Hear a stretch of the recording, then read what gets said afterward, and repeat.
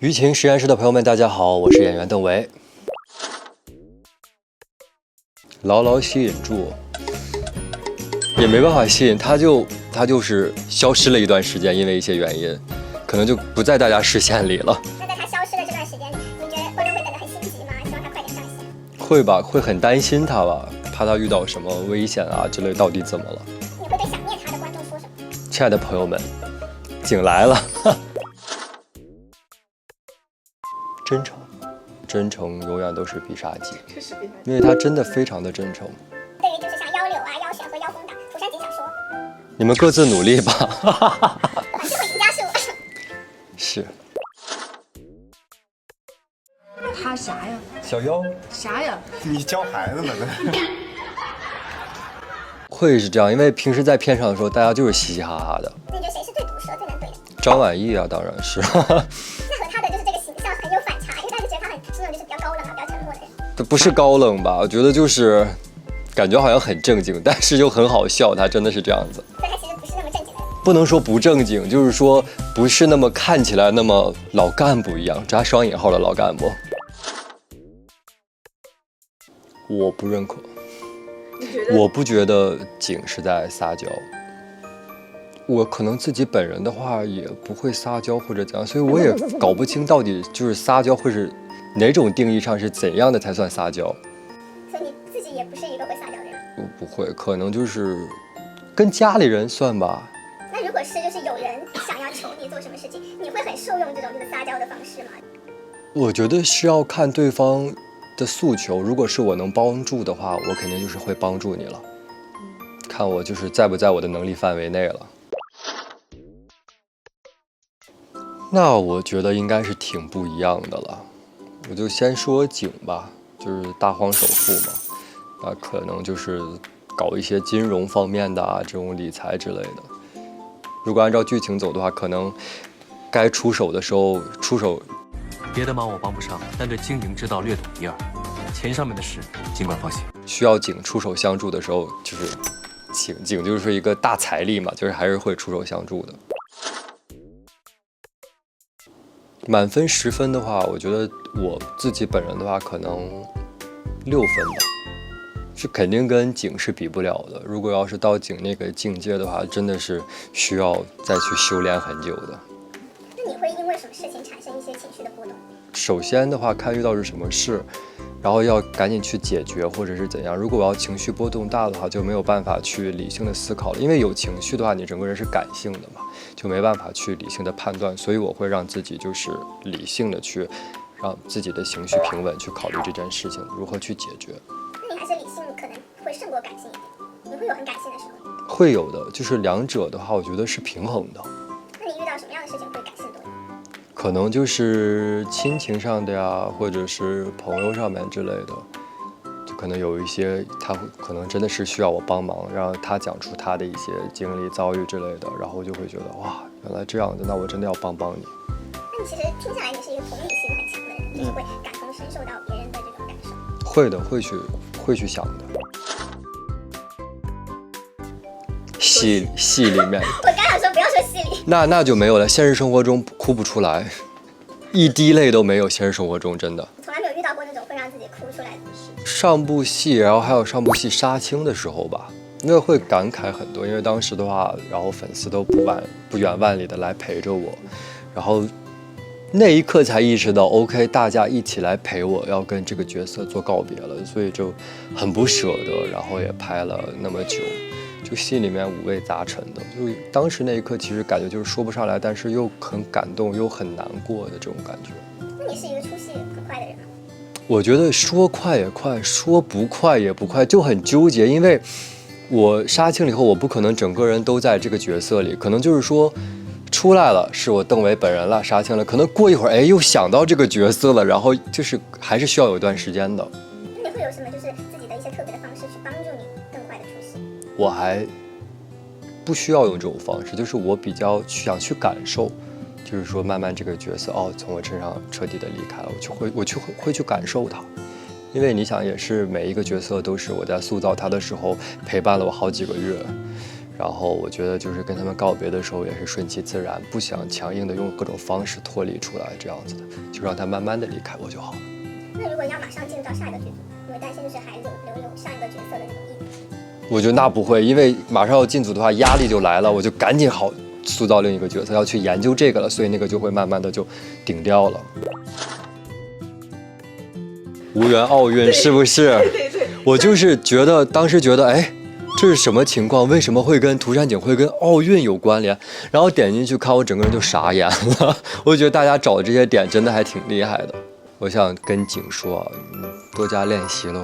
那你觉得景他会拿捏奥运会的什么项目？他在运动上面花滑，因为景是狐狸，狐狸呢狡猾呀。啊，你看反应过来了吧？谐音梗扣。对。那你觉得邓为他最擅长什么运动呢？我觉得都还行，都还行。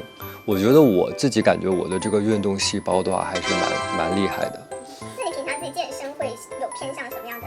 健身的话，就是各种地方都会练呀，腿、背、手臂、腹、胸这些都会练。然后像打羽毛球啊，也会去这样子。然后我还很喜欢骑单车，就是会夜骑啊。对我很喜欢夜骑，夏天的时候很喜欢夜骑。你有没有什么推荐的路线给就热爱夜骑的朋友？其实我跟那种专业就是骑车或者怎样这样，他们有一些人会组队嘛，我其实不是，就是我没有目的的骑。比如说我骑到一个地方不认识了，我会把手机开导航，然后找回家的路，会这样子。随便骑。比如说走到一个岔路口了以后，觉得哎那边没有走过，那我去走一走，然后就越走越远，越走越远。其实巴黎奥运会马上要开始了，你有没有自己就是特别喜欢的运动员或者运动项目？其实运动项目的话，我都还蛮喜欢的。然后也是在这里祝各位运动员就是加油，然后为国争光的时候，然后也很想见证这一刻，然后你们辛苦了。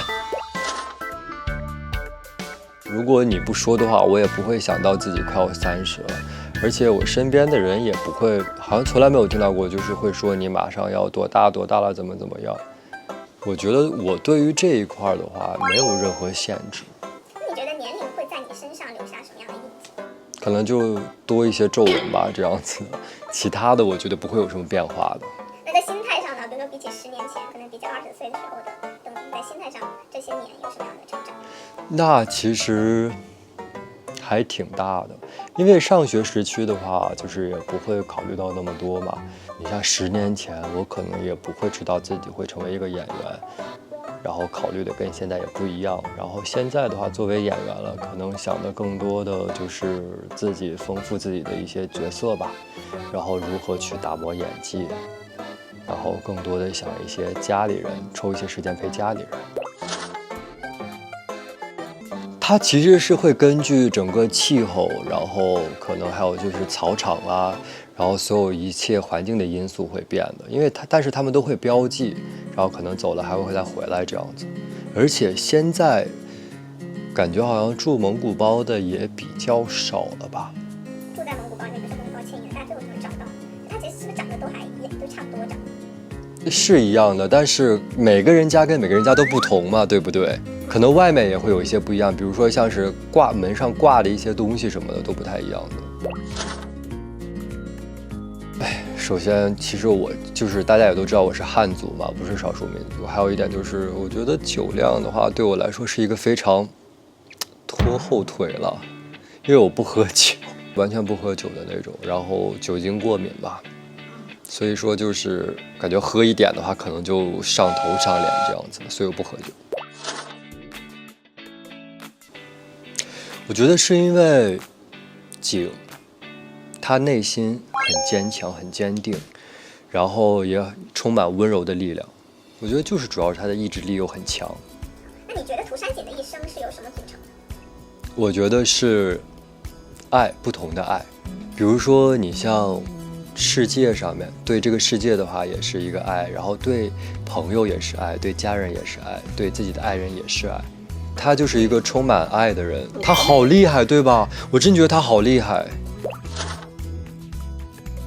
大家现在看到的一些经典的场面，我在去演绎景的时候，我其实没有做过多的做设计，因为有的时候我在看剧本，我看到这场戏的时候，我当时就不去想了，我就是决定让景去引领着我去做表演，给到最真实的一个反应，就让他带着我走，把自己完全交给景。真听真看真感受。对，去真的去感受景的感受。在长相思杀青之后，有没有一些属于涂山璟的品质留在你的身上？其实我觉得有蛮多的，就是我觉得细心这一点的话会有，还有就是更去善于发现一些小的一些美好。就可能原来的话，你要去，比如说从家要到一个吃饭的地方，那走过去就是走过去了。然后现在的话，走的路上可能会看到更多，比如说像是奶奶接着放学的孙子啊，这样子在走嘻嘻哈哈的，然后一对情侣啊很开心的走，就去观察他们，就觉得哇，就大家都很开心，然后觉得天气也不错，然后路边的树啊那些的都长得很好，就会去观察一些细节的东西会变得，然后现在就会变得很喜欢观察。然后也向景学习了一下，就是可以让自己情绪更加稳定，去理性的去判断一些事情，思考一些事情。小妖在剧中对涂山璟说，以后送女孩子东西要把3分麻烦说成5分，5分麻烦说成10分，这样才显得有诚意。涂山璟说没有女孩子，只有你。根据此，讨厌邓为的求生欲。第一题是，昨天我喝药的时候往窗外看了一下，你猜我看到了什么？你为什么喝药？你怎么了？然后不小心把口红画到了你的白衬衫上，应该如何洗干净？不洗了，留着吧，因为是你的口红。我们买新的口红，因为口红化了呀。哦，好吧，送命了，好了。然后第3题是，你觉得我那天逛街看到的红色裙子、白色裙子还有黑色的裙子哪个好看？都好看，不是都好看吗？3个都买呀。 ？3个都买。OK， 好，不是问哪个好，不是喜欢呀。不是问的是哪个好看吗？你哪个好看的时候，你看都喜欢。完了，我现在是我的身份，我应该是以涂山璟的身份去讲，大荒首富全拿下，喜欢是把整个店都买下来。好，第4题，如果你突然有了800万现金，你会怎么分配？存起来喽。完蛋了，这是送命题，应该是非常规的答案，全花了。那什么呀？答案到底是？哦，都听你的。OK。如果我们分手了，你会把心爱的游戏机送给我吗？我们不会分手的，游戏机给你，你想要游戏机拿走，但是我们分手不可以。